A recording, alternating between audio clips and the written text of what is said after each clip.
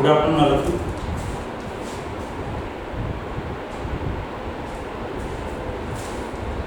Good afternoon all of you बेटा।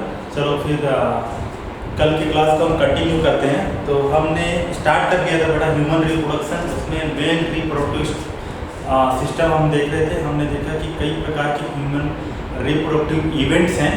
उस events में पहुंचने से पहले हम क्या देख रहे थे, मेल रिप्रोडक्टिव स्ट्रक्चर का डिस्क्रिप्शन देख रहे थे। उसके स्ट्रक्चर देखिए, उसमें कौन कौन से पार्ट्स हैं, कौन से ग्लैंड्स हैं, कौन प्राइमरी सेकेंडरी सेक्स ऑर्गन है, कौन से सेकेंडरी हैं, डक्ट देखे, ग्लैंड्स देखे, ग्लैंड्स के सिक्रीशन क्या होंगे वो आज देखेंगे।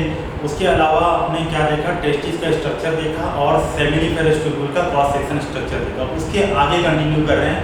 तो सेमिनिफेरस ट्यूब्यूल्स के अंदर सर्टोली सेल्स है और सर्टोली सेल्स के पास में ही आपके पास स्पर्मेटोगोनियम प्राइमोडियल जर्म सेल था, जो कि क्यूबॉइडल का छोटा छोटा सेल का बनाए थे, वो प्राइमोडियल जर्म सेल। तो वहाँ पे स्पर्मेटोजेनेसिस स्टार्ट होगा। स्पर्म बनने की प्रक्रिया को क्या कह रहे हैं, स्पर्मेटोजेनेसिस कह रहे हैं। Spermatogenesis, the process of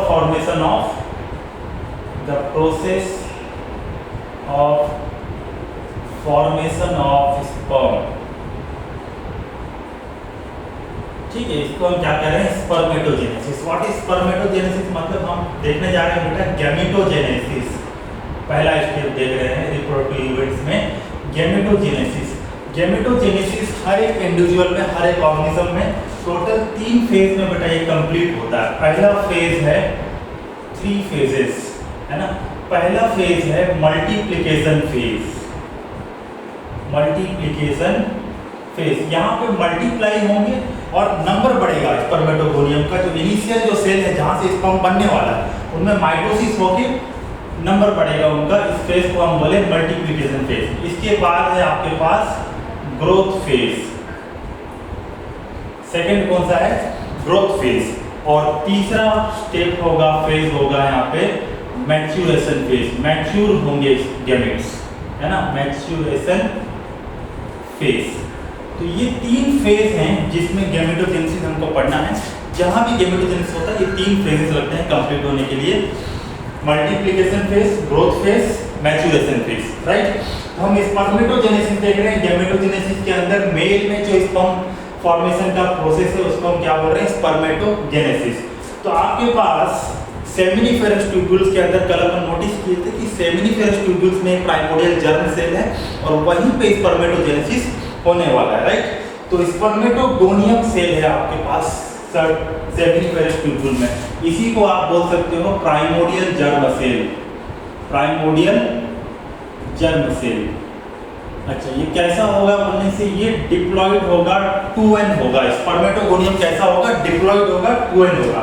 primordial germ cell को ही स्पर्मेटोगोनियम बोले।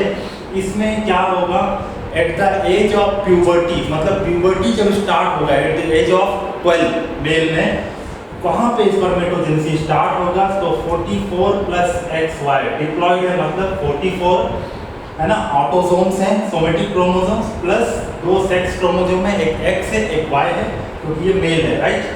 तो इसमें होगा माइटोसिस। क्या होगा, माइटोसिस, ताकि इनके नंबर को बढ़ाया जा सके।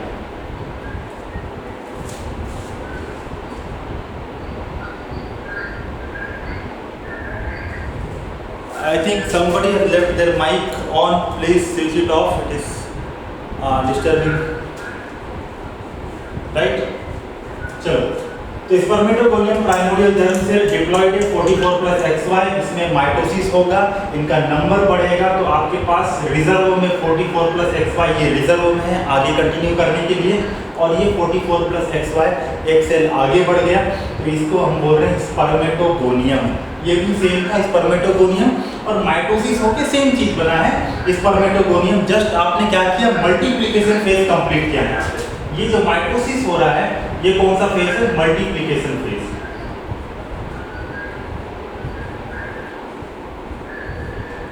उसके बाद स्पर्मेटोगोनियम, इसमें क्या होगा बेटा, ग्रोथ होगा, इनके साइज में इंक्रीज होगा, साइटोप्लाज्म कंटेंट बढ़ेगा, इंक्रीज होगा साइज, और ये एक पर्टिकुलर साइज अटेंड करेंगे, और इसको हम बोलेंगे primary spermatocyte. Spermatogonium will change in its shape, in its volume, उसको हम बोलेंगे ग्रोथ फेज। ये सेकंड फेज आ गया आपका growth phase. Growth phase complete करने के बाद they will form primary spermatocytes, जो अभी भी क्या है बेटा 44 प्लस XY। तो ये स्पर्मेटोगोनियम माइटोसिस होके बना था, तो mitosis is equational division, it will remain diploid. Primary spermatocyte अभी इसमें सिर्फ ग्रोथ हुआ है, तो ये भी क्या रहेगा डिप्लॉयड। नाउ प्राइमरी स्पर्मेटोसाइट में क्या होगा, फर्स्ट मियोटिक डिवीजन होगा। तो मियोसिस आपको याद होगा, मियोसिस दो पार्ट में कंप्लीट होता है, मियोसिस 1 एंड मियोसिस 2, ठीक है। तो फर्स्ट मियोसिस डिवीजन कंप्लीट होगा, तो हम यहाँ लिख रहे हैं मियोसिस 1। तो मियोसिस 1 आपको याद होगा कि meiosis 1 is a reductional division, chromosome number half हो जाते हैं। तो 44 प्लस XY था, तो इसमें से 22 प्लस X एक में चले जाएगा और दूसरे में चले जाएगा 22 प्लस Y, राइट। एक 22 प्लस X बन गया, एक 22 प्लस Y बन गया। अब ये इसको हम कह रहे हैं secondary spermatocyte. First meiotic division complete होने के बाद primary spermatocyte will form 2 haploid cell, और उसको हम क्या बोल रहे हैं, सेकेंडरी स्पर्मेटोसाइट। सेकेंडरी स्पर्मेटोसाइट कैसा होगा बोलने से, हैप्लॉइड होगा। ये कैसा होगा, हैप्लॉइड होगा। और now this both secondary spermatocyte will undergo meiosis 2, है ना। मियोसिस 2 कैसा डिवीजन है, it is A equational division, है ना। हिंदी में बोल रहे हैं समसूत्री विभाजन। समसूत्र, क्रोमोसोम को गुणसूत्र बोलते हैं। तो नंबर क्या रहेगा, सेम रहेगा। तो इससे फिर दो सेल बनेंगे, एक 22 प्लस X, ये 22 प्लस X था, तो इससे मियोसिस 2 के दो सेल बने, 22 प्लस X, 22 प्लस X, और ये 22 प्लस Y से भी 22 plus Y, 22 plus Y। Total मिला के at the end of meiosis 2 you have total 4 sperm cell, और उनको हम बोल रहे हैं बेटा स्पर्मेटिड्स। क्या बोल रहे हैं, स्पर्मेटिड्स। ध्यान रखना, स्पर्मेटिड्स। यहाँ पे लिख लेते हैं अलग से, और स्पर्मेटिड्स। स्पर्मेटिड्स कैसे होंगे, हैप्लॉइड होंगे, right. Spermatids are circular in shape, और spermatids will convert, they will attain the morphology of sperm, है ना। अभी ये मॉर्फोलॉजी ऑफ स्पर्म देखेंगे, जिसमें हेड, मिडिल पीस और टेल है। ये शेप अटेंड करेंगे। पहले कैसे थे स्पर्मेटिड, सर्कुलर थे, सर्कुलर से they will attend the shape of sperm, जिसको हम बोलेंगे फाइनली स्पर्मेटिड से क्या बन गया, स्पर्मेटोजोआंस। क्या बन गया, स्पर्मेटोजोआ या फिर स्पर्मेटोजोआंस, आप कुछ भी बोल सकते हो। तो टोटल आपको eight the end of one meiosis, है ना, one complete meiosis, you got 4 स्पर्मेटोजोआंस। 2 are 22 plus X and 2 is 22 plus Y. Male is heterogametic, है ना, X और Y दो अलग क्रोमोसोम है, heterogametic। सेक्स डिटरमाइन करने में सबसे इंपॉर्टेंट रोल मेल का है। तो 22 प्लस Y। स्पर्मेटिड्स क्या थे बेटा, सर्कुलर शेप के थे, और स्पर्मेटोजोआ कैसे थे, स्पर्म के मॉर्फोलॉजी अटेंड की। तो the process of conversion of circular spermatid to a well developed mature spermatozoans को हम बोलते हैं स्पर्मियोजेनेसिस। क्या बोल रहे हैं इसी को, स्पर्मियोजेनेसिस। ये पॉइंट को याद रखो, स्पर्मियोजेनेसिस किसको, the process of conversion of round spermatids into well developed mature spermatozoa को हम क्या कह रहे हैं, स्पर्मियोजेनेसिस। ऐसे कई प्रकार से पढ़ाएंगे बेटा, सेमिनेशन, स्पर्मिएशन, है ना। तो सब का मीनिंग अलग अलग है। तो एग्जैक्टली याद रखना है कि स्पर्मियोजेनेसिस मतलब स्पर्मेटिड से कन्वर्सन स्पर्मेटोजोआ का। स्पर्मेटिड सर्कुलर था, spermatozoa mature developed attendant morphology, right. तो ये हमारा स्पर्मेटोजेनेसिस हो गया कंप्लीट।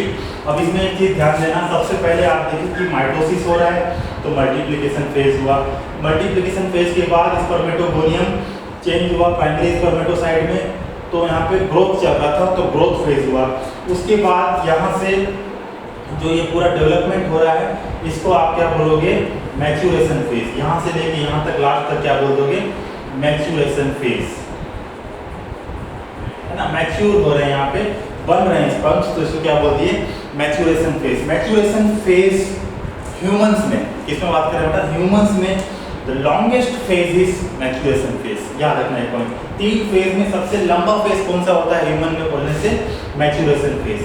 तो इसको क्या लिख लेंगे हम, हाँ, it is the longest phase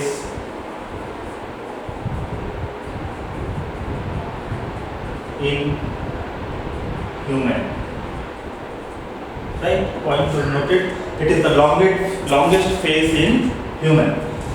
तो ये अपना स्पर्मेटोजेनेसिस यहाँ पे हम कंप्लीट कर दिए और यहाँ से क्वेश्चन किस प्रकार का आएगा ये 2-3 बात आपको मैं ये डिप्लॉइड हैप्लॉइड बार मैं इसीलिए स्पर्मेटोजोन्स भी फाइनली क्या होंगे हैप्लॉइड होंगे ये इसीलिए लिख रहा था बेटा तो इसी का नाम दे देता है आपको क्वेश्चन में पूरा नाम दे देगा spermatogonium secondary spermatocyte primary spermatocyte spermatids spermatozoons identify और how many of them are haploid और डिप्लॉइड ये पूछ लेता है क्वेश्चन तो आपको पता रहना चाहिए बेटा कौन सा डिप्लॉइड है कौन सा हैप्लॉइड स्ट्रक्चर है राइट तो ये स्पर्मेटोजेनेसिस हो कंप्लीट स्पर्म बनने के लिए यहाँ एक बॉक्स ले लेते हैं और इसमें स्टार लगा लिख लेते हैं total time taken by spermatogenesis होता है 65 to 75 डेज 65 to 75 डेज इसको अप्रॉक्सीमेटली हम 2.5 to 3 मंथ इतना समय लगता है बेटा एक स्पर्म फॉर्मेशन के लिए राइट तो ये कंटिन्यूस प्रोसेस चलता रहता है प्यूबर्टी के बाद चलता रहता है राइट तो अब स्पर्म बनना देख लिए अब देख लेते हैं स्पर्म का मॉर्फोलॉजी स्पर्म का स्ट्रक्चर राइट तो मैच्योर स्पर्म में you have 3 well defined portion एक हेड है एक मिडिल पीस है और एक टेल ये वेल डिफाइंड है ऑल्सो थोड़ा सा एक छोटा सा पोर्शन होता है जिसको अपन नेक बोलते हैं जो कंप्लीटली विजिबल उतना डोमिनेंट नहीं होता है इसीलिए हम ब्रॉडली ऊपर बोलते हैं कि 3 है सर हेड है मिडिल पीस है टेल है ऑल्सो नेक भी है यहाँ राइट हेड में क्या है चेक करते हैं चलो तो हेड में सबसे ऊपर में आपके पास टॉप में एक बॉडी है जिसको हम बोल रहे हैं एक्रोसोम क्या बोल रहे हैं इसको एक्रोसोम एक्रोसोम में क्या है सर एक्रोसोम में स्पर्म लाइसिन एंजाइम्स हैं स्पर्म लाइसिन मतलब होता है बेटा जो ब्रेक डाउन करने वाला तोड़ने वाले एंजाइम जो होते हैं ना उसको लाइसिन बोलते हैं तो स्पर्म लाइसिन एंजाइम में एग्जांपल के लिए लिख लेते हैं हायालुरोनोडेज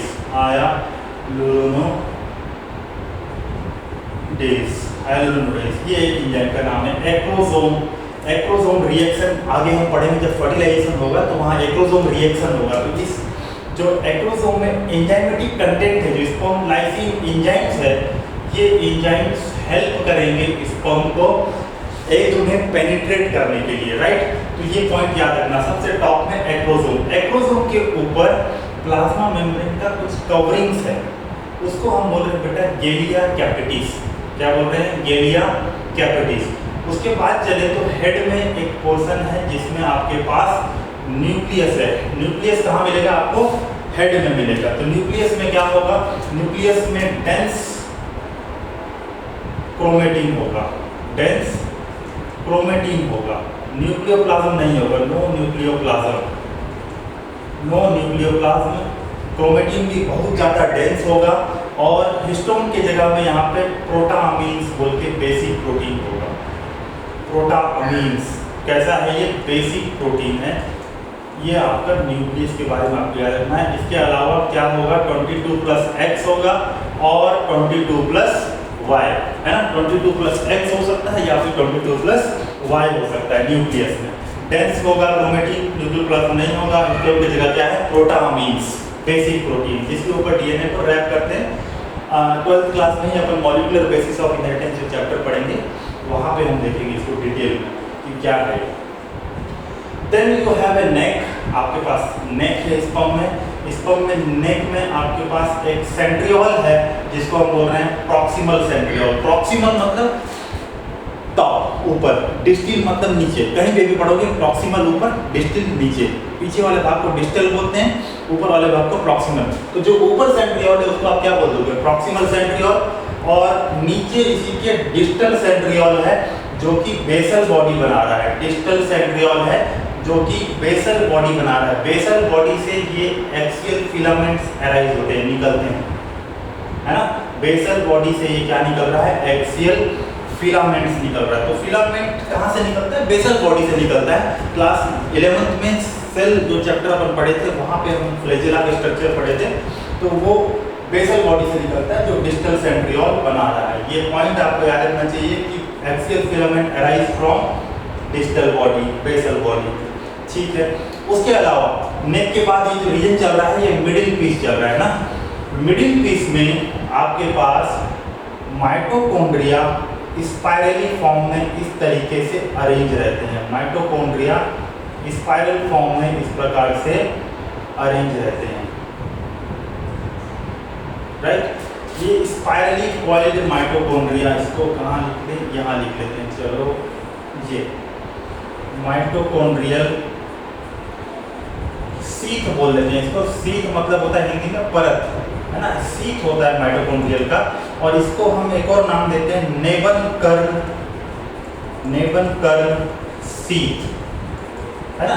नेबन कर्न शीथ क्या है बोलने से, it is a spirally form arranged mitochondria in the middle piece, जिसको नाम क्या दीजिए, नेबन कर्न शीथ। ऑफ कोर्स नेबन कर्न साइंटिस्ट का नेम जो उन्होंने बताया था कि इस प्रकार से स्पाइरली फॉर्म में अरेंज है, तो उनके नाम से देखिए नेबन कर्न शीथ। और लास्ट में आपके पास मिडिल पीस के एंड में दो और सेंट्रियोल हैं, जिसको हम बोल रहे हैं रिंग सेंट्रियोल। जिसको हम क्या बोल रहे हैं, रिंग सेंट्रियोल। रिंग सेंट्रियोल का फंक्शन नहीं पता है बेटा, रिंग सेंट्रियोल का फंक्शन अभी तक नॉन नहीं है, तो फंक्शन अननोन बोलते हम लिख देते हैं, फंक्शन अननोन, ठीक है। तो रिंग सेंट्रियोल का फंक्शन अननोन है। उसके बाद आपके पास लॉन्ग एक रीजन है जिसको आप क्या बोल रहे हो, टेल। और टेल में एक्सियल फिलामेंट्स होते हैं, जो टेल फ्लैजेला की तरह काम करता है, तो स्पर्म को मोटिलिटी प्रोवाइड करता है। क्योंकि जो टाइप ऑफ रिप्रोडक्शन ह्यूमन में है बेटा, वो गेमस टाइप का है, मतलब एक नॉन मोटाइल है, तो स्पर्म को ही मोटाइल होना पड़ेगा, मूवमेंट करके जाना पड़ेगा। उसके लिए आपके पास क्या रीजन है, टेल। और अच्छी बात ये है बेटा कि डायग्राम में टेल यहाँ पे फिलहाल छोटा दिख रहा है, लेकिन it is the longest part in the mail sperm, है ना। स्पर्म में सबसे लॉन्गेस्ट पार्ट कौन सा है बोलने से, टेल। तो यहीं पे ब्रैकेट में लिख लेते हैं लॉन्गेस्ट पार्ट, राइट। तो इसके साथ हम कंप्लीट कर लिए बेटा स्पर्म का स्ट्रक्चर। एक बार आप 2 मिनट में बराबर दूंगा, उससे पहले नहीं बिठाऊंगा, आपको टाइम भी चाहिए होगा। एक बार आप आराम से पूरी चीज़ को देखो और कोशिश करो कि इमेज अभी का अभी सर में बैठ जाए। चलो 2 मिनट आराम से लो।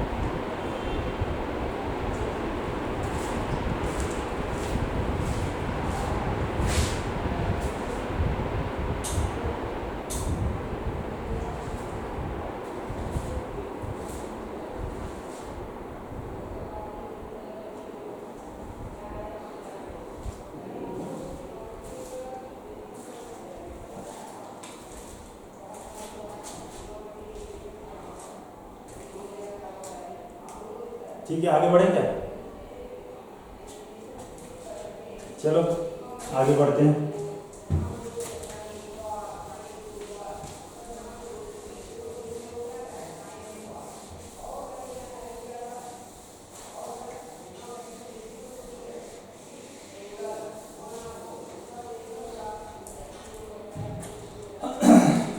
ठीक है, तो मेल रिप्रोडक्टिव स्ट्रक्चर में हम लोग ने टेस्टिस देखा, प्राइमरी सेक्स ऑर्गन था, गेमेटोजेनेसिस हो रहा था और हार्मोन बन रहा था टेस्टोस्टेरोन, राइट। उसके बाद हमने एक्सेसरी डक्ट देखा। डक्ट में हमने देखा कि रेडियल टेस्टिस है, वासा एफरेंसिया है, वासा डिफरेंस है और एपिडिडाइमिस है ना, इजाकुलेटरी डक्ट है, इतना पोर्शन देखा।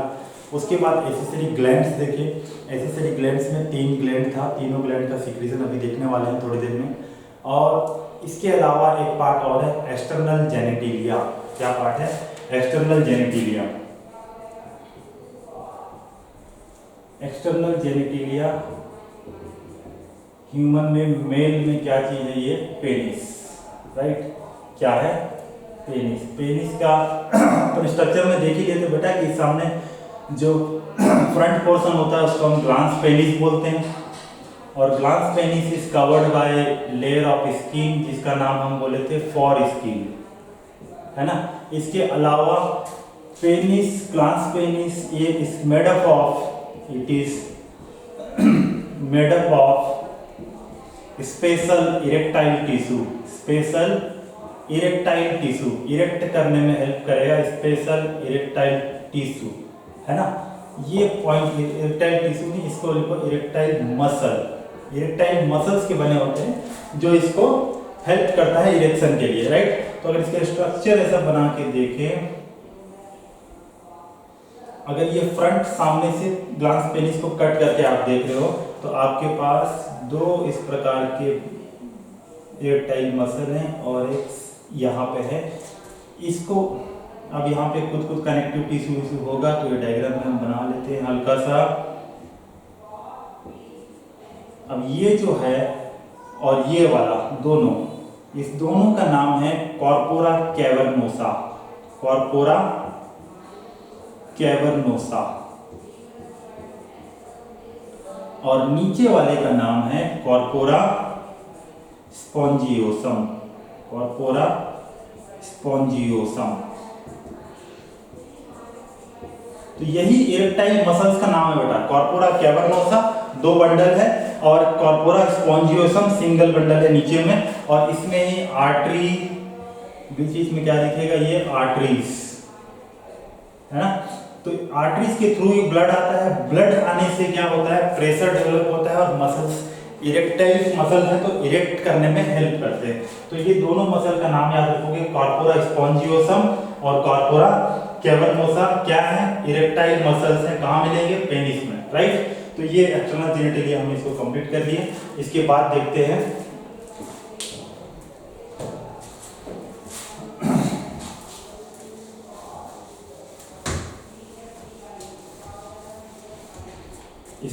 देख रहे हैं secretion of glands. Secretion of glands.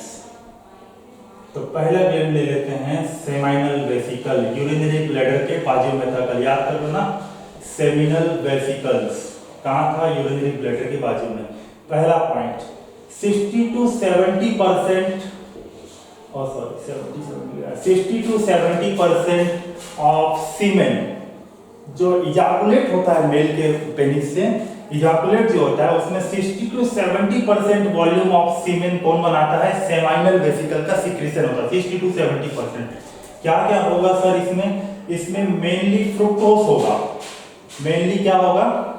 Fructose होगा। फ्रुक्टोज इज ए कार्बोहाइड्रेट, इसे मोनोसैकेराइड, है ना। ग्लूकोज लेते एनर्जी मिलता है तो फ्रुक्टोज भी मोनोसैकेराइड है। फ्रुक्टोज को ही ब्रेक डाउन करके, जो ये मिडिल पीस में आपको माइटोकॉन्ड्रिया दिख रहा था, फ्रुक्टोज को ही ब्रेक डाउन करके यहाँ से एनर्जी लेंगे और मूवमेंट में, मोटिलिटी में हेल्प करेंगे। तो मेनली फ्रुक्टोज है। इसके अलावा यहाँ पे आपके पास फाइब्रिनोजन, क्लॉटिंग प्रोटीन है ना, fibrinogen, citrate, inositol and several other protein, several other protein, ये सब होगा कंटेंट। और इसके बारे में लिखें तो ये ट्रांसपेरेंट होगा, सीक्रेशन कैसा होगा, ट्रांसपेरेंट होगा, जेली लाइक होगा और लुब्रिकेटिंग होगा। ये 3 पॉइंट आप याद रखोगे, transparent, jelly like and lubricate. Seminal vesicle खत्म। दूसरा प्रोस्टेट ग्लैंड। अच्छा, सेमाइनल वेसिकल कितना था याद होगा तो अपने क्लास में अपने पास बोल लेना, कितना था, 2 था ना। और प्रोस्टेट ग्लैंड कितना है,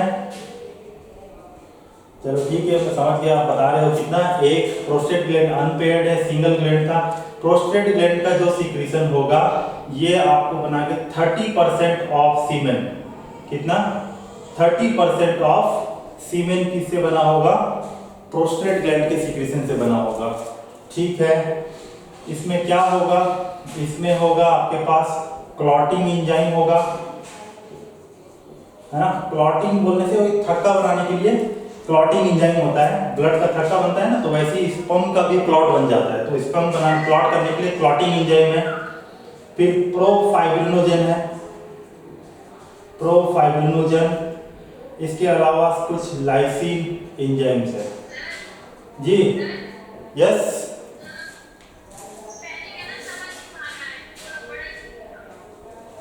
स्कूल कौन सा है,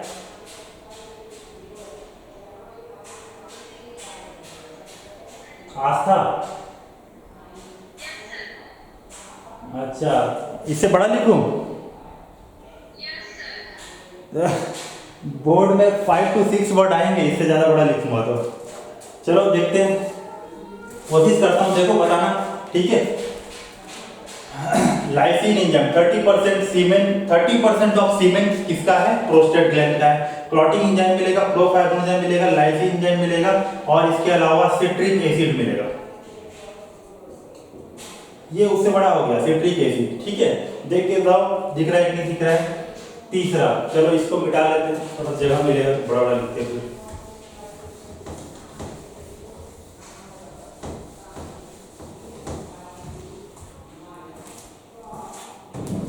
अच्छा, ये ट्रांसपेरेंट होगा, जेली होगा, लुब्रिकेटिंग होगा, तो ये कैसा होगा सर, तो ये होगा, ये भी जेली लाइक होगा, है ना, बट मिल्की होगा। ये ट्रांसपेरेंट नहीं होगा, ये कैसा होगा, मिल्की होगा, राइट। ये पॉइंट याद रखो। उसके बाद तीसरा नंबर था bulbo urethral gland, bulbo urethral gland, bulbo urethral gland. अभी दिख रहा है क्या बेटा, आस्था,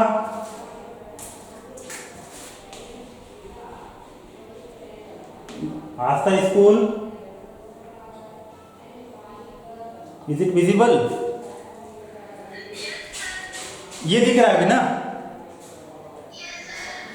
ठीक है। इतना बड़ा बड़ा लिखेंगे तो चलो आज आपके तो लिखते हैं, फिलहाल आप डिमांड की हो तो 3-4 वर्ड में बोर्ड भर जाएगा। बल्बो यूरेथ्रल ग्लैंड कैसा होगा बेटा, लुब्रिकेटिंग होगा,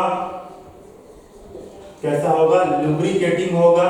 और अच्छा, यहाँ पे एक पॉइंट और लिख लेना, स्लाइटली अल्कलाइन, स्लाइटली अल्कलाइन होगा। अल्कलाइन मतलब बेसिक नेचर का होगा बेटा, pH 7.4 के आसपास होगा, ठीक है। लुब्रिकेटिंग होगा और ट्रांसपेरेंट होगा, ट्रांसपेरेंट, वाटर लाइक, पानी जैसा होगा, लुब्रिकेटिंग होगा, ट्रांसपेरेंट, वाटर लाइक होगा। और कहाँ ओपन होगा, यूरेथ्रल पेनाइल यूरेथ्रा, यूरेथ्रल, अच्छा सामने लिख लेते हैं, पेनाइल यूरेथ्रा में ओपन होगा, ओपन इनटू पेनाइल यूरेथ्रा, ठीक है। तो बल्बो यूरेथ्रल ग्लैंड, और इसको हम क्या बोले थे, काउपर्स ग्लैंड, क्या बोले थे, काउपर्स ग्लैंड। तो ये इसका काम है। और ये भी क्या होगा, अल्कलाइन होगा। अल्कलाइन होने से क्या फायदा है, अल्कलाइन होने से 7.87 to 8 pH होगा इसका। अल्कलाइन होने से क्या होता है, जो यूरेथ्रा है, जहां से यूरिन पास किए थे आप, तो यूरिन एसिडिक इन नेचर है। मेल में अगर हम बात कर रहे हैं तो यूरेथ्रा से ही सेम है ना, इजाकुलेटरी डक्ट आपको याद होगा, यूरिन भी वहीं से आ रहा है, सीमेन भी वहीं से आने का है। तो यूरेथ्रा से जब आप यूरिन पास किए थे तो आपका जो यूरेथ्रल वॉल है वो अभी एसिडिक है, क्योंकि यूरिन एसिडिक इन नेचर है ना। तो जब सीमेन आएगा तो सीमेन को एसिड कैन हार्म इट, है ना, स्पर्म को हार्म पहुंचा सकते हैं। तो उसको न्यूट्रलाइज करने के लिए, यूरेथ्रल वॉल को न्यूट्रलाइज करने के लिए ये बल्बो यूरेथ्रिन ग्लैंड का सिक्रीशन जो कि अल्कलाइन होता है वो उसको क्या करता है, न्यूट्रलाइज करता है। क्या करता है, न्यूट्रलाइज करता है। ठीक है, चलो ये तीनों ग्लैंड का सिक्रीशन हो गया, seminal vesicle, prostate gland, bulbourethral gland. ये 60 to 70%, ये 30% इसका मिनिमम है ना। लुब्रिकेटिंग, इसका मेन काम क्या है, लुब्रिकेटिंग और क्या करना, न्यूट्रलाइज करना यूरेथ्रल वॉल को, neutralise the acidity of urethral wall. ठीक है, न्यूट्रलाइज करना ये इनका काम है। तो ये तीनों ग्लैंड का सिक्रीशन हो गया। आपको एग्जैक्टली याद रहना चाहिए कि कौन सा सबसे major part of the semen. अच्छा ध्यान से सुनना, एक वाजा डिफरेंस से स्पर्म आ रहा था बन के, राइट, सेमिनिफरस ट्यूबुल्स में बना, फिर रिटेड टेस्टिस गया, फिर एपिडिडाइमिस में वहाँ 3 महीना रहेगा, 2-3 महीना वहाँ मैच्योर होगा, वहाँ से फिर वाजा डिफेंस में आएगा और वाजा डिफेंस में आके वो सेमाइनल वेसिकल के ग्लैंड से मिलके इजाकुलेटरी डक्ट बनाया था, है ना। तो वहाँ से आ रहा है स्पर्म, फिर उसके बाद ये 3 gland, seminal vesicle, prostate gland और बल्बो यूरेथ्रल ग्लैंड, ये तीनों का सिक्रीशन मिलके क्या बनाएगा, सीमेन बनाएगा। क्या बनाएगा, सीमेन। तो स्पर्म अलग चीज है, सीमेन अलग चीज है। Semen is equal to sperm plus secretion of this 3 glands को क्या बोल रहे हैं, सीमेन। ठीक है, सीमेन का अब आगे डिटेल पढ़ेंगे, तो एक बार आप बोर्ड को क्लियर देख लो। 2 मिनट फिर से देता हूँ, फिर उसके बाद सीमेन का कैरेक्टरिस्टिक देख के इसको खत्म करके देखते हैं स्टार्ट कर पाएंगे। अगर फीमेल पार्ट तो स्टार्ट करते हैं आज।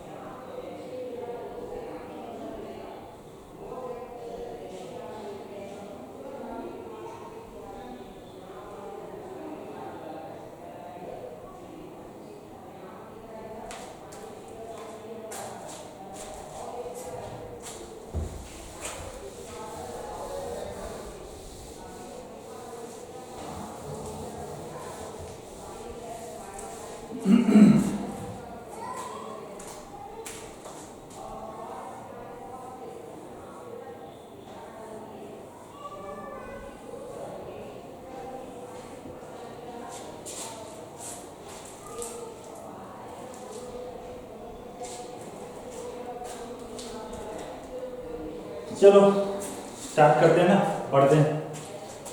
तो सीमेन, सीमेन देख रहे हैं क्या है, तो semen is equal to sperm plus secretion of 3 accessory glands, है ना, 3 एसेसरी ग्लैंड्स। कौन कौन से थे सर? ये वाले 3 थे। ठीक है, अच्छी बात है, ये हो गया। वॉल्यूम कितना होगा? जो इजाकुलेशन होगा, है ना, द प्रोसेस ऑफ इजाकुलेशन जो मेल पेनिस से होगा, तो इजाकुलेट का वॉल्यूम कितना होगा सर? 3 से 4 ml का वॉल्यूम होगा। ठीक है, कंसंट्रेशन कितना होगा? कंसंट्रेशन 20 to 100 मिलियन पर ml होगा, है ना। 1 ml में 3 से 4 ml निकल रहा है, उसमें हम 1 ml में बात कर रहे हैं, कितना होगा? 20 से लेके 100। कितना होगा? 20 से लेके 100। तो इसको आप मल्टीप्लाई कर दो 3 से 4 ml से, आपको टोटल वॉल्यूम, टोटल स्पर्म का कितना निकल रहा है वो मिल जाएगा। ठीक है, कंसंट्रेशन हो गया। सर पीएच कितना होगा? तो पीएच होगा 7.4 से लेके 7.8, स्लाइटली अल्कलाइन होगा पीएच। ठीक है, इसके अलावा और क्या देखें? वॉल्यूम हो गया, कंसंट्रेशन हो गया, पीएच हो गया। उसके बाद देखते हैं कि नॉर्मल स्पर्म काउंट, अगर नॉर्मल स्पर्म का काउंट किसी का नॉर्मल है तो उसको बोलते हैं नॉर्मल स्पर्म काउंट, इसको हम बोल देंगे नॉर्मोस्पर्मिया। नॉर्मोस्पर्मिया। ठीक है, अगर किसी का sperm count less than 20 million है, देखो 20 से 100 बोले, है ना, तो पर ml अगर 20 से भी कम है, less than, second point, less than 20 million पर ml अगर है तो उसको बोलेंगे ओलिगोस्पर्मिया। उस कंडीशन को क्या बोलेंगे? ओलिगोस्पर्मिया। अगर किसी के पास नील, 0 स्पर्म है, नील बोलने से 0 स्पर्म आ ही नहीं रहा है, इजाकुलेट में कोई स्पर्म नहीं है, नील स्पर्म में 0 स्पर्म, तो इसको बोलेंगे एजूस्पर्मिया। इसको क्या बोल दिए? एजूस्पर्मिया। इसके बाद और एक चीज देखते हैं। अच्छा, इसको चलो,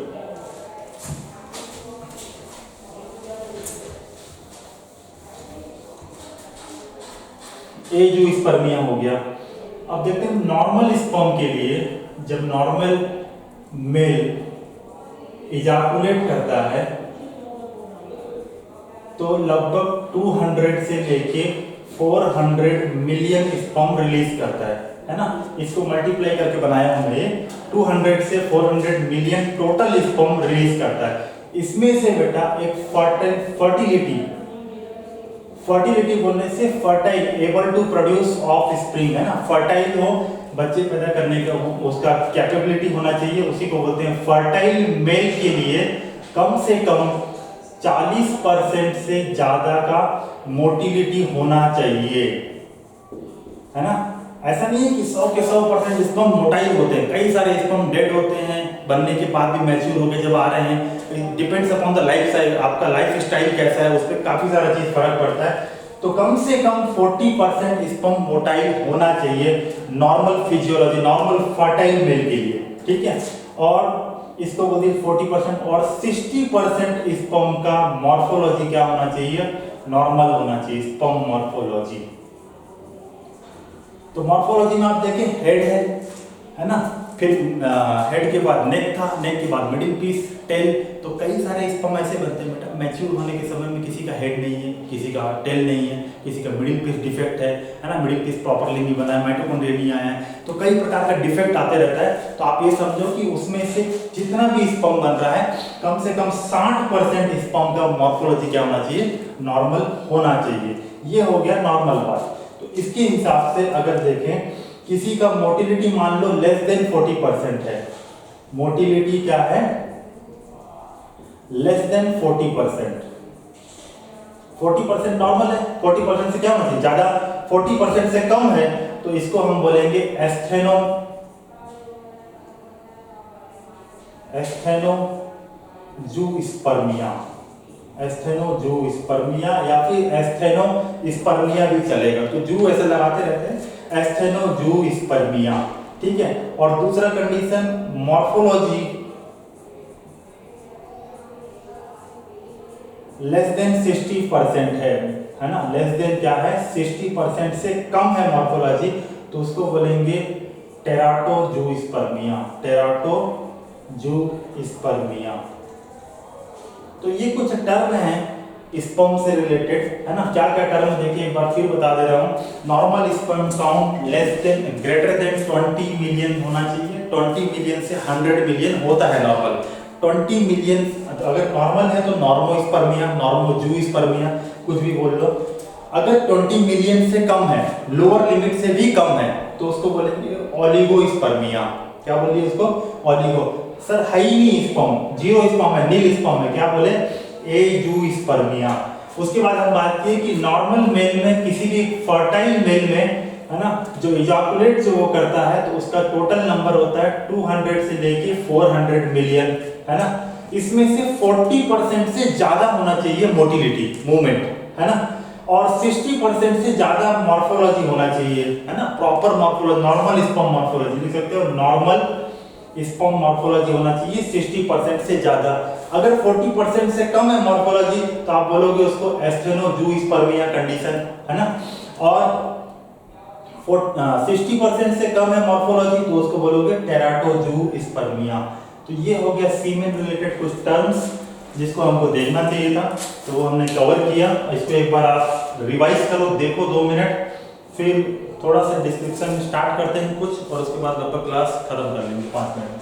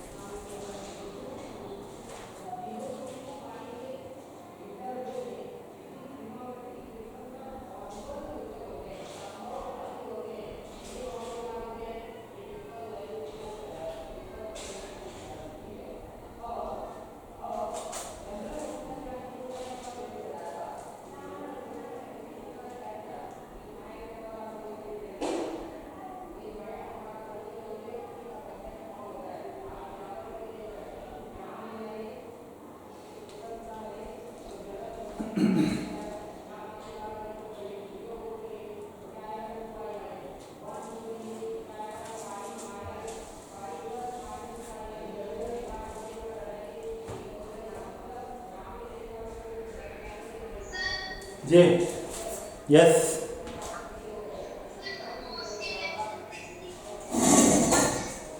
क्या बोल रहे हो?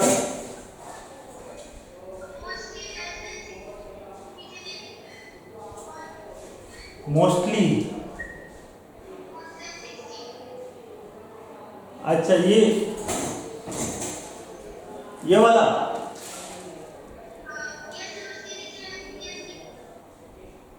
ये वाला, ये लिखे मॉर्फोलॉजी। मॉर्फोलॉजी मतलब स्ट्रक्चर लेस देन 60% होगा तो उसको बोलेंगे terato, TERATO, teratozoospermia. Thank you sir. हो गया डन। एक लास्ट टॉपिक है बेटा मेल में, उसको कंप्लीट कर लेते हैं ताकि अगर कल नेक्स्ट क्लास जब भी हो तो फीमेल स्टार्ट कर पाए।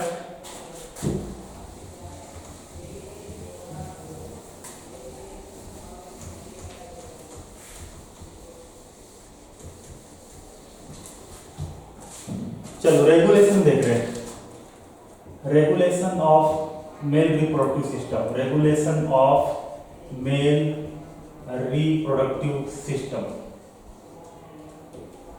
ठीक है, सबसे टॉप में आपके पास ब्रेन में आपके पास एक ग्लैंड है हाइपोथैलेमस, जान रहे हो ना, हाइपोथैलेमस ब्रेन में है। हाइपोथैलेमस इज ए प्रिंसिपल, है ना, हेडमास्टर है स्कूल के, वो अपने टीचर को गाइड करते हैं। तो टीचर कौन है? Pituitary gland. पिट्यूटरी ग्लैंड में भी कौन सा reason sir? Anterior pituitary gland, anterior pituitary gland. तो ये जो भी सिग्नल देंगे एंटीरियर पिट्यूटरी ग्लैंड को देंगे। किससे सिग्नल देंगे sir? GnRH, GnRH, gonadotropin releasing hormone. ठीक है, रिलीजिंग हार्मोन, ये इसको सिग्नल दे रहा है एंटीरियर पिट्यूटरी को कि गोनाड्स के लिए हार्मोन को रिलीज करो। तो गोनाडोट्रोपिन रिलीजिंग हार्मोन, इसको लिख लेते हैं यहाँ पे, गोनाडोट्रोपिन रिलीजिंग हार्मोन। ठीक, एंटीरियर पिट्यूटरी अब यहां से ये क्या करेगा, इसको सिग्नल मिला कि भैया रिलीज करो, तो ये बोला ठीक है सर मैं रिलीज कर देता हूं। ये दो हार्मोन रिलीज कर दिया, एक रिलीज कर दिया LH, LH को हम बोल रहे हैं ल्यूटिनाइजिंग हार्मोन, ल्यूटिनाइजिंग हार्मोन। और दूसरा रिलीज कर दिया FSH, follicular stimulating hormone, follicular stimulating, stimulate मतलब एक्टिवेट कराएगा, स्टिमुलेटिंग हार्मोन। ठीक है, ल्यूटिनाइजिंग हार्मोन बोला कि ठीक है मैं जा रहा हूं, आप सीक्रेट कर दियो, मैं कहां जा रहा हूं, गोनाड्स के पास जा रहा हूं। ये टेस्टिस के पास पहुंचे, टेस्टिस के पास पहुंच के ये लीडिंग सेल को इंफॉर्मेशन दिए कि मैं आ गया हूं। तो लीडिंग सेल बोले ठीक है आप आ गए हो तो मैं टेस्टोस्टेरोन बना देता हूं। ये क्या बना देगा, टेस्टोस्टेरोन बना देगा। टेस्टोस्टेरोन बोलेगा मैं बन गया हूं तो मैं अब क्या करा देता हूं, स्पर्मेटोजेनेसिस करवा देता हूं, स्पर्मेटोजेनेसिस। और रिप्रोडक्टिव ट्रैक्ट में जो भी सेकेंडरी सेक्सुअल कैरेक्टर है ना, रिप्रोडक्टिव ट्रैक्ट में ये काम करेंगे और एक्टिवेट कराएंगे, सेकेंडरी सेक्सुअल कैरेक्टर को भी कंट्रोल करेंगे। कौन, टेस्टोस्टेरोन। यहां तक बात क्लियर है? ठीक है सर क्लियर है। फॉलिकल स्टिमुलेटिंग हार्मोन, ये क्या करेगा, ये जाएगा सर्टोली सेल के पास। ये किसके पास चले गया, सर्टोली सेल के पास। सर्टोली सेल बोला ठीक है आप आए हो तो मैं क्या बना देता हूं, मैं दो चीज बना देता हूं, एक बना देता हूं ABP, कल पढ़े थे याद होगा, रिवीजन किए होगे तो, एंड्रोजन बाइंडिंग प्रोटीन है ना। ये एंड्रोजन बाइंडिंग प्रोटीन क्या करेगा, ABP, ये टेस्टोस्टेरोन को पकड़ेगा और सेमिनिफेरस ट्यूबुल के अंदर ले जाके वहां पे कंसंट्रेशन बढ़ाएगा। और जैसे ही टेस्टोस्टेरोन का कंसंट्रेशन सेमिनिफेरस ट्यूबुल के अंदर बढ़ेगा, स्पर्मेटोजेनेसिस होगा। तो इससे क्या होगा, स्पर्मेटोजेनेसिस। और दूसरा ये सीक्रेट करेंगे इनहिबिन। दूसरा क्या सीक्रेट करेंगे, इनहिबिन। तो इनहिबिन का क्या काम है समझना। ये सिग्नल आया जा रहा है, ये पॉजिटिव, ये सिग्नल आ रहा है, पॉजिटिव सिग्नल दे रहा है, ये भी पॉजिटिव सिग्नल दे रहा है ना, ये पॉजिटिव सिग्नल दे रहा है लीडिंग सेल को, ये पॉजिटिव सिग्नल दे रहा है सर्टोली सेल को। ये सिग्नल आया जा रहा है, स्पर्मेटोजेनेसिस होते जा रहा है, कंटिन्यू स्पर्म बन रहा है and there is a lot of sperm form हो चुका है। स्पर्म जितना रिक्वायर्ड है उतना बन चुका है और ज्यादा अभी नहीं बनाना है। तो ये क्या करेगा, इनहिबिन वापस जाएगा और एंटीरियर पिट्यूटरी को नेगेटिव फीडबैक लूप देगा, नेगेटिव फीडबैक देगा। नेगेटिव फीडबैक मतलब इनहिबिन जाके एंटीरियर पिट्यूटरी को बोलेगा नेगेटिव, नेगेटिव मतलब इसको रोकेगा कि और ज्यादा FSH और LH नहीं बनाओ। ठीक है, तो FSH बनना बंद हो जाएगा और स्पर्मेटोजेनेसिस रुक जाएगा थोड़ी देर के लिए। जब दोबारा जरूरत पड़ेगा तो ये सिग्नल खत्म हो जाएगा, फिर से वापस चालू हो जाएगा। राइट, यहां तक क्लियर है? इधर देखो, ल्यूटिनाइजिंग हार्मोन लीडिंग सेल को पॉजिटिव सिग्नल दिए, पॉजिटिव सिग्नल दिए तो टेस्टोस्टेरोन बना, टेस्टोस्टेरोन क्या कर रहा है, स्पर्मेटोजेनेसिस कर रहा है और रिप्रोडक्टिव ट्रैक्ट में सेकेंडरी सेक्सुअल कैरेक्टर को भी कंट्रोल कर रहा है। टेस्टोस्टेरोन अब क्या हो गया, धीरे धीरे एक्सेस हो गया, ज्यादा बनने लग गया, एक्सेस टेस्टोस्टेरोन। एक्सेस मतलब ज्यादा हो गया। एक्सेस टेस्टोस्टेरोन क्या करेगा, एंटीरियर पिट्यूटरी को और हाइपोथैलेमस को, दोनों को नेगेटिव फीडबैक लूप, दोनों को क्या देगा, नेगेटिव फीडबैक देगा। और नेगेटिव फीडबैक देगा तो ये GnRH बनाना बंद कर देगा, हाइपोथैलेमस और एंटीरियर पिट्यूटरी LH बनाना बंद कर देगा, तो ये थोड़ी देर के लिए वापस बंद हो जाएगा, तो टेस्टोस्टेरोन लेवल धीरे धीरे नॉर्मल हो जाएगा वापस। ठीक है, इस प्रकार से ये पूरा साइकिल कंट्रोल होता है। ठीक है, 2 मिनट बाकी है, एक बार दोबारा मैं आपको बोल देता हूँ। हाइपोथैलेमस प्रिंसिपल ग्लैंड होता है बेटा ब्रेन में। Hypothalamus gonadotropin releasing hormone secrete करता है जो एंटीरियर पिट्यूटरी को एक्टिवेट करता है कि गोनाडल हार्मोन बनाओ। तो एंटीरियर पिट्यूटरी 2 गोनाडल हार्मोन बनाता है, एक ल्यूटिनाइजिंग हार्मोन और दूसरा FSH फॉलिकुलर स्टिमुलेटिंग हार्मोन। ठीक है, दोनों नाम याद होना चाहिए। फीमेल रिप्रोडक्टिव स्ट्रक्चर पढ़ेंगे तो दोबारा वहां पे सब दोनों हार्मोन काम आएंगे। तो दोनों हार्मोन का फंक्शन और काम याद रखना जरूरी है। ल्यूटिनाइजिंग हार्मोन लीडिंग सेल को बोलेगा। लीडिंग सेल अपन कल देखे थे, सेमिनिफेरस ट्यूब्यूल्स के बाहर जो स्पेस था वहां प्रेजेंट थे। तो लीडिंग सेल टेस्टोस्टेरोन बनाएंगे, टेस्टोस्टेरोन स्पर्मेटोजेनेसिस कराएगा। जैसे ही टेस्टोस्टेरोन का लेवल काफी बढ़ गया, नॉर्मल लेवल से ज्यादा होने लगा, एक्सेस में हो गया, तो बोलेगा ये एंटीरियर पिट्यूटरी को नेगेटिव फीडबैक मतलब नेगेटिव फीडबैक दिए, तो हाइपोथैलेमस दोनों को नेगेटिव फीडबैक, तो दोनों ये बंद कर देंगे देना, सिग्नल बंद कर देंगे, तो ये वापस नॉर्मल हो जाएगा। इधर सर्टोली सेल को सिग्नल मिला, सर्टोली सेल ने एबीपी एंड्रोजन बाइंडिंग प्रोटीन, जो कि एंड्रोजन कौन है? टेस्टोस्टेरोन है ना, टेस्टोस्टेरोन को ही एंड्रोजन बोलते हैं। तो एंड्रोजन को पकड़ेगा और सेमिनिफेरस ट्यूब्यूल्स के अंदर ले जाएगा। सेमिनिफेरस ट्यूब्यूल्स में ही स्पर्म बन रहा है, तो वहां पे जैसे ही टेस्टोस्टेरोन कंसंट्रेट होगा, स्पर्मेटोजेनेसिस बढ़ेगा। तो फाइनल आउटकम क्या होगा? स्पर्मेटोजेनेसिस। इसके अलावा इन्होंने क्या बनाया? इनहिबिन क्या करेगा? जब स्पर्मेटोजेनेसिस लॉन्ग टाइम से चल रहा है और ज्यादा हो चुका है, तो इसको बंद कराना पड़ेगा कुछ समय के लिए, तो ये नेगेटिव फीडबैक देगा किसको? एंटीरियर पिट्यूटरी को। ठीक है, तो जब आप बुक में पढ़ोगे तो हो सकता है कि यहाँ पे हाइपोथैलेमस भी दिखाया हो, किसी बुक में मिल सकता है ऐसा, लेकिन दोनों को सिग्नल देता है, बट इसका जो मेन सिग्नल है इनहिबिन का, वो किसको जाता है? एंटीरियर पिट्यूटरी को जाता है। मेन सिग्नल किसको जाएगा? एंटीरियर पिट्यूटरी को। तो आप इतना ही याद रखो। ठीक है, इसके साथ ही हम आज का क्लास खत्म करते हैं। कल या फिर जब भी हो नेक्स्ट क्लास हम क्या देखेंगे? फीमेल रिप्रोडक्टिव पार्ट देखेंगे, और उसके बाद वहां पे भी गैमेट फॉर्मेशन करेंगे, और गैमेट फॉर्मेशन जैसे ही कंप्लीट होगा, रिप्रोडक्टिव इवेंट का सेकंड पार्ट इंसेमिनेशन और फिर फर्टिलाइजेशन, इसको कंप्लीट करते हुए धीरे धीरे चलेंगे। आई थिंक 2-3 दिन में कंप्लीट हो गए। चलो, थैंक यू।